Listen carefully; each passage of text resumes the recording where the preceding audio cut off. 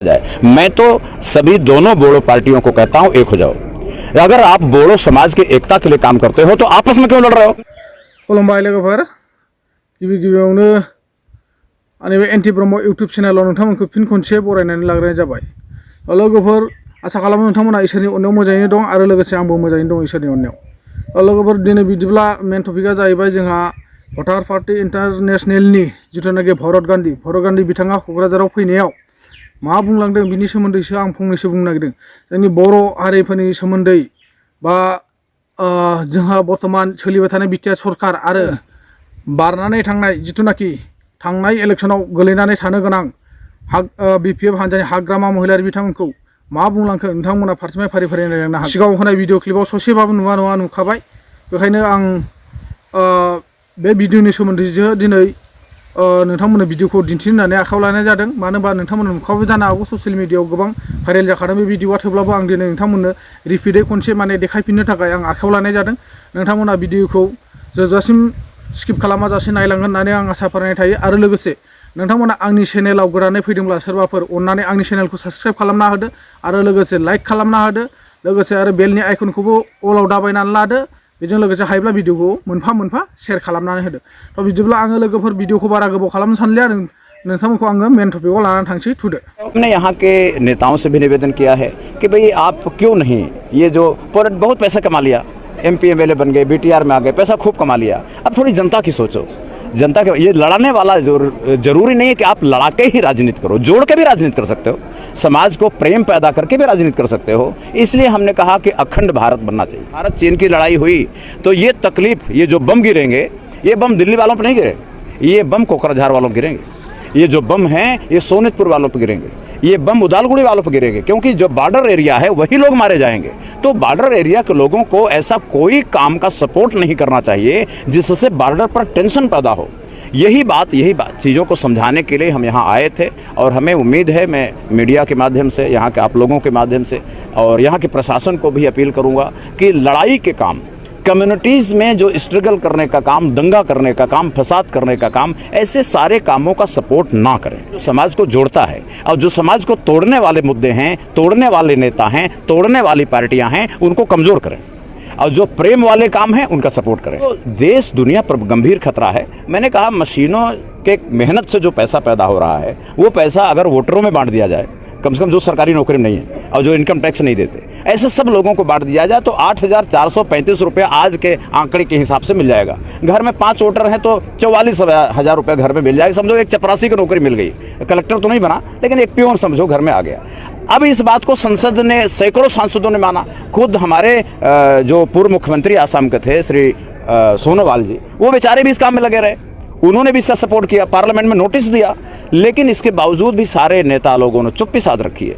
Parliament की committee ने मान लिया, एक्सपर्ट ने सब तय कर लिया कि पैसा कहां से आएगा, कैसे दिया जाएगा, इसका असर क्या होगा, सब रिसर्च हुई, मान लिया गया, तब भी चुप्पी साधे हैं। आसाम के सारी पार्टियां मुंह बंद किए हुए हैं। हाँ, विरोध तो खैर कोई नहीं कर रहा, लेकिन चुप रहते हैं। वो सोचते हैं कि हम चुप रहेंगे तो जनता को पता नहीं चलेगा उनका अधिकार। तो इस तरह दोतमा में और सब जगह हम जाके छोटी छोटी मीटिंगें, ट्रेनिंग, जनसभा करके हम लोगों में जागरण कर रहे हैं, उनको जगा रहे हैं कि अगर नेता लोग नहीं बोलेंगे तो कोई बात नहीं, आप लोग, हम घर घर पहुंच करके बताएंगे आने वाला के लिए। तो मैं तो ये समझता हूं कि अगर यूपीपीएल और बीपीएफ दोनों पार्टियां एक हो गई हैं बीजेपी को बचाने के लिए कि बीजेपी की सरकार असम में रहे, मोदी जी दिल्ली में बने रहें, अगर दोनों पार्टियां बोडो की एक हो सकती हैं मोदी की और बीजेपी की सुरक्षा के लिए, तो वोटरों को पैसा दिलाने के लिए एक हो जाओ। मैं तो कहता हूं यूपीपीएल और बीपीएफ अगर एक हो जाएं तो हम भी उनके साथ आने को तैयार हैं। हम वोटर्स पार्टी को भी जोड़ देंगे, जोड़ के हम वोटर्स पार्टी, बीपीएफ और यूपीपीएल, हम तीनों मिल के, हम तो कांग्रेस वालों को भी कहेंगे तुम भी आ जाओ, हम सारे लोग मिलके वोटरों को 8,000 रुपये देने के मुद्दे पर अलायंस बना लें और अलायंस बना के हमारी आपस में सहमत बने, सिक्का उछाल देंगे, जिसका ही कैंडिडेट आ जाएगा उसी को हम कोकराझार से टिकट देके चुनाव लड़ा के जिता देंगे। लेकिन वो वोटर्स पार्टी का कैंडिडेट नहीं होगा, यूपीपीएल का, बीपीएफ का, कांग्रेस का नहीं होगा, वो वोटरों का कैंडिडेट, सिक्का उछालेंगे जो आ जाए। मैं तो सभी दोनों बोडो पार्टियों को कहता हूँ, एक हो जाओ। अगर आप बोडो समाज के भिडिअ को नुबाय, जोबजासिम नायबाय, नङा होमबा? दा बुजिया नङा बुजि मोनबाय मानि सोमोन्दै बुंलांदों जा भरत गान्धीया।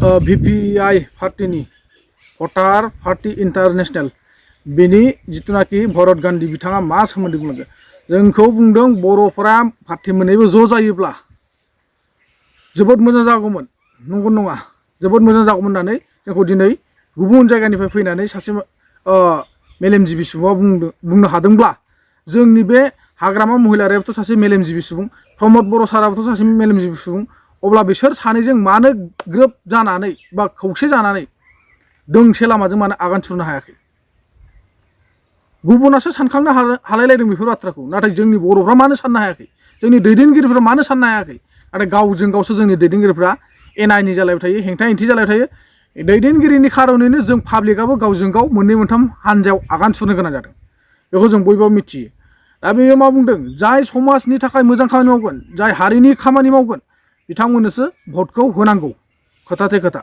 बा बेखौसो जों रायजोआ सापर्ट खालामनांगौ होननानै बुंदों अब्ला बुजिनानै नायदो रायजोफ्रा जोङो सोरखौ सापर्ट खालामनाया मोजां जागोन सोरबायदि मानसिया जोंनि थाखाय मोजां खामानि मावदों पाब्लिकखौ नायदों पाब्लिकखौ अनसायदों पाब्लिकनि दं गैयैखौ जाय नुहुरदों बा नायसनहरदों बैफोरबायदि मानसिजों जोङो फैबाय थानाय इलेक्सनाव भट होनो थाखाय रेडि जानानै था आरो जानजि खाफ्रानानै था लोगोफोर आं बेखौसो बुंहरो गासै आंनि चेनेलखौ नायगिरि साफ्रोमबो सुबुंफोरनिसिम आरो बेजों लोगोसे जोंहा भरत गान्धी बिथाङा मा बुंबावदों भटार पार्टीया 8,000 बेसेबांबा रां होनायनि खोथा बुंदोंमोन सरि लानजाय दंबावोमोन आं बेखौ बावबाय 8,000 नाङा जोंनो बेफोरबायदि 8,000खौ बुंनो थाङोब्ला जोंनि समाजनि खामानिखौ मोजाङै मावना होग्रो रायजोनि खामानिखौ मोजाङै मावना होग्रो जोंनि बेक्तिगत रां मोननायखौ जोंनो नांथ'वा बेफोरखौ बाद दोनथ' बेफोर उननि समाव उन जालांबाय थागोन नाथाय आरो बे फंसे बाथ्रा बुंदों बिटिआरआव गोबां थाखा फैसा खामायनानै लाबाय बिटिआरआव गोबां न' बां बिल्डिं बानायनानै लाबाय दानिया रायजोनि थाखाय मोजां खामानि मावदो बा समाजनि थाखाय मोजां खामानि मावदो होनना बुंदों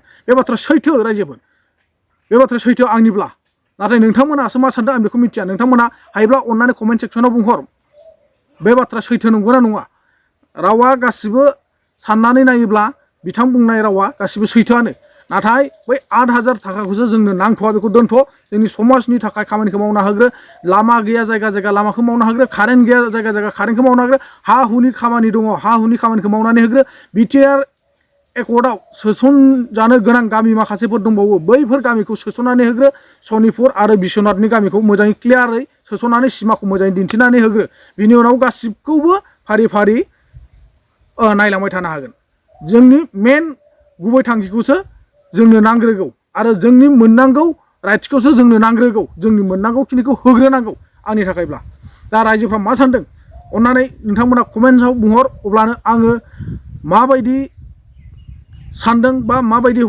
माबानो हादों आङो बुजिनो हादों नोंथांमोननि साननायजों आंनि साननायजों मिलायना मिलायाखै अब्लानो आं बुजि मोनगोन जुदि नोंथांमोना अन्नानै आंनि भिडिअखौ मोजां मोनदोंब्ला आंनि स्पेसखौ मोजां मोनदोंब्ला अन्नानै खेबसे लाइक खालामना हो जाहाथे दाबाव बेखौबो आरो लोगोसे साफा साफा बे भिडिअनि गेजेरजों नोंथांमोना मोजां मोनदोंब्ला आंखौ थुलुंगा हरबानो जाबाय बेफोरबायदिनो उननि फारसे जौगालांबाय थानो हानायनि थाखाय आरो बेजों लोगोसे बिथाङा मा बुंबावदों जाय समाजनि थाखाय मोजां खामानि मावो जाय समाजनि जेंनाखौ बुजियो बै बिथांमोन बायदि मानसिखौसो जों रायजो राजाया सापर्ट खालामनांगौ होननानै बुंदों अब्ला जों रायजो राजा साननानै नायदो सोरबायदि मानसिखौ जोङो सापर्ट खालामनाया मोजां जागोन फैबाय थानाय इलेक्सनाव जोङो सोरखौ सायख'नानै लागोन बेखौ गाव गावबागावनि माइन्डजों गाव गावबागाव साननानै लादो लोगोफोर बिदिब्ला आं दिनै भिडिअखौ बारा गोलाव खालामनो सानाखै नोंथांमोनाथ' नायनानै निस्सय बुजिया नङा बुजिखाबाय आरो फ्रायानो बुजिखायो नोंथांमोना दिनैनि भिडिअखौ माबायदि मोनखो नोंथांमोना निस्सय कमेन्टआव बुंहरगोन होननानै आं नोंथांमोनखौ आसा खालामबाय आरो लोगोसे